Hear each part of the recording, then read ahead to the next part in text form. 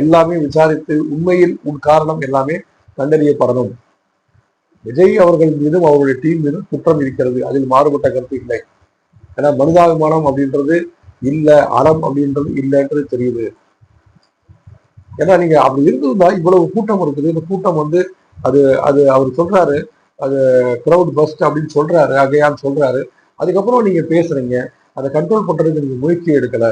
அந்த இடத்துல ஒரு 2 போலீஸ் ஆஃபீஸர்ஸை கூப்பிட்டு நீங்க தயவு செஞ்சு இதை நீங்க அதை கண்ட்ரோல் பண்ணுங்க அப்படின்னு சொல்லி அவங்க கிட்ட நீங்க ஹேண்ட் ஓவர் பண்ணிருக்கணும். நீங்க தொடர்ந்து நீங்க பேசவே இல்லைனாலும் பரவாயில்ல, நீங்க தொடர்ந்து பேசவே இல்லை, மக்களை பார்த்து கையை சுத்திட்டு வந்திருந்தாலே போதும்.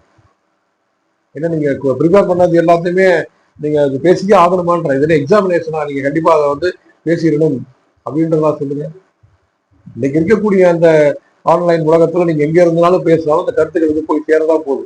மக்கள் எல்லாம் பார்த்துட்டீங்க, கையை சுத்தீங்க அப்படின்னு சொல்லி நீங்க திரும்பி வந்திருக்கலாம். ஏன்னா சமயோகித புத்தி இருக்கணும்.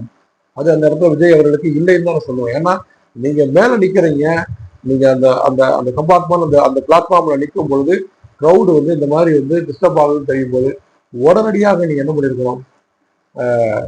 ஏன்னா நீங்க தான் சென்ட்ரு பாயிண்டா இருக்கிறீங்க, நீங்க தான் சென்டர் பாயிண்டா இருக்கிறீங்க அப்படின்னு சொல்லும் பொழுது நீங்க ஒரு போலீஸ் ஆபீசர்ஸை நீங்க அந்த இடத்துல வரவழைச்சிருக்கணும்.